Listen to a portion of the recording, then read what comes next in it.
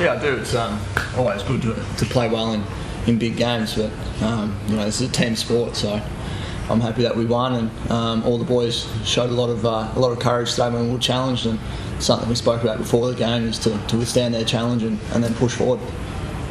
Panic a bit in the third quarter at all?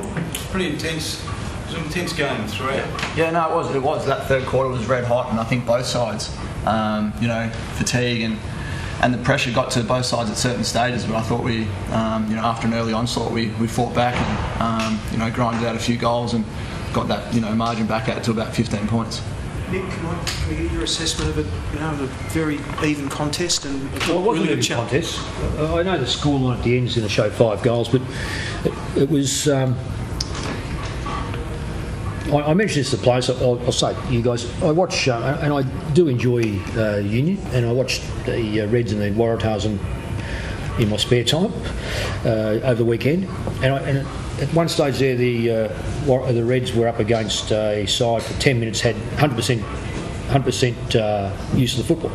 They didn't give it up, and they held up. And I just thought today, and I mentioned that to the boys. There was a pre-match, pre-match, that we know what it means to Essendon and to Collingwood, and we know what it means to the Essendon side to probably try their arm against us, and so they're always going to come, and they're going to come pretty hard. And I mentioned that to the boys. I couldn't remember if it was before or half time, because it was so significant that the Reds held out under really stiff bombardment by, if you like, the Waratahs, and I thought we did that today. I thought Essendon, when they kicked their goals, it was fine. It's the challenge is to get them back, but then we ground out passages of 8 to 10 minutes, basically in their front half, and that's a great lesson for us. It's a great opportunity for us to be stretched and extended and find out a bit more about our playing group. Blokes like Leon Davis, etc., who withstood and held up and stood up and was probably, in my views, in a rivalry with Scott for best on the ground. And they're the sort of tests that we need.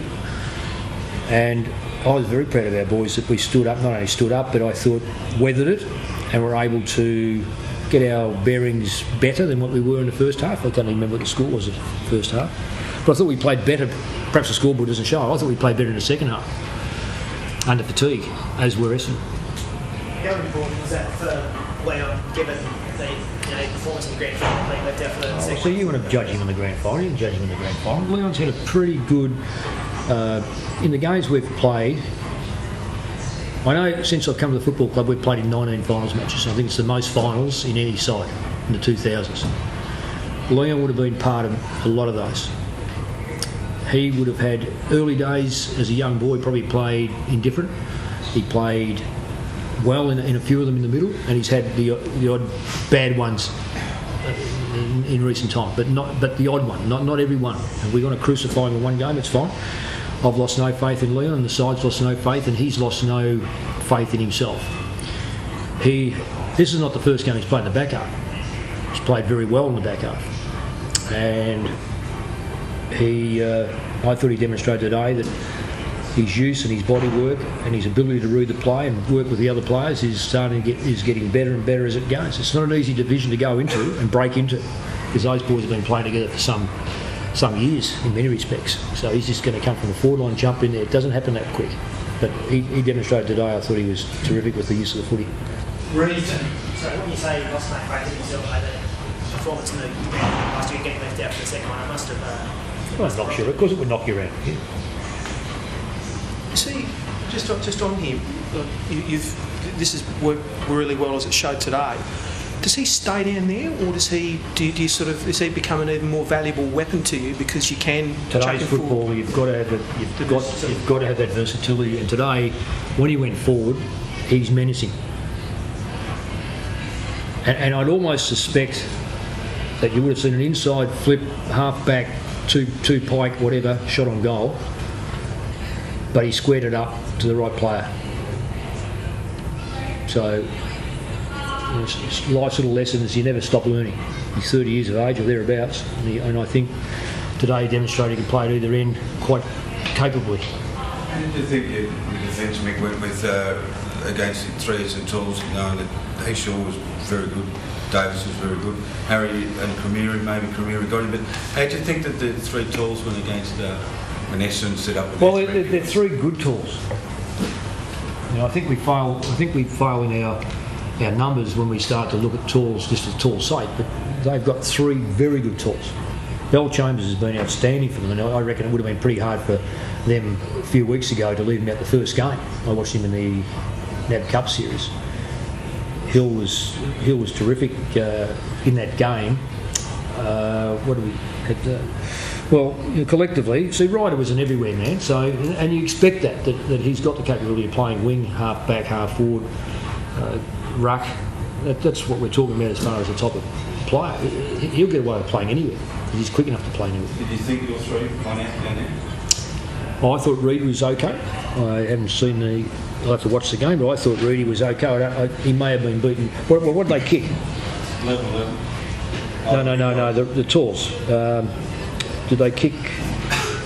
Did Hill kick a goal? Okay, it's three. So there's 3 goals come from their tools.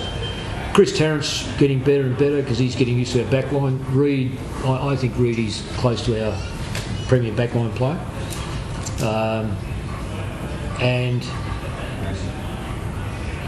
Well, Hurley was all over the place as deep forward. He's going to be a terrific player. He's just young, and we needed to. But I thought that Harry or Alan Tuvey was right up there with our best backline player today. He was outstanding, actually, Alan Tuvey. So he can play on those medium to talls. We're not going to start reinventing our backline because they've got 3 tools. I'll give you the tip right now. With no intention of introducing a third. When Nick Maxwell's down there, that's 3 as far as I can get up. 1, 2, 3. Reid, Tarrant and Maxwell. We don't need any more. Both sides looked about the third 3/4 time. First of all, was that the case? And if so, is it have you learned yet how to manage the new bench rules? That's a very good question. I don't know. I don't know whether anyone really has mastered it yet. We've been selective in when we've done it, and we've been selective with the type of player we've used there.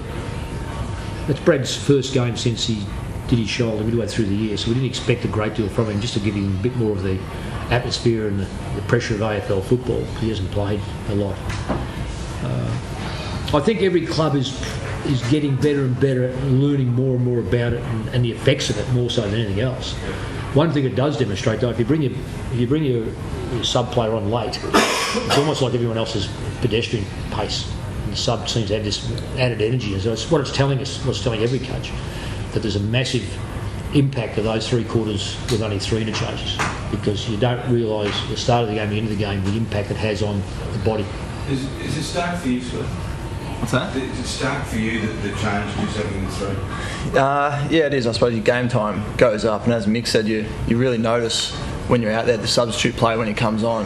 Like it's so obvious when you're out there. Like there's a bloke literally running at a pace that no one else can keep up with from wing to wing, and it's almost you're out there and you wish that your sub could go mount him up for a while, because it's a big difference. But I suppose sides are going to adapt to that, and players once played 5 or 6 games will have the run in our legs and everyone's conditioned for it. Just off topic a little bit, can you Scotty, tell us the pride you have when you're performing in big games in front of big crowds, and Mick, you've said you've had a lot of players over your coaching career and playing career have been able to stand up, perform in big games, and how important that is for a young fella and how important it is for a free player. I think it's probably the other way. It's really easy to get up for a big game. It's probably when you're playing on a Sunday and not many people turn up, and I'm fortunate I play for Collingwood, so I get 60,000 every week, but I pride myself on when we travel to really stand up then, and big games are always so easy to get. Everyone's excited. You feel adrenaline's high, so it's probably the other way for me, that when it is, I suppose, not expected, that we are going to beat a side, or that's when I pride myself on playing really good football.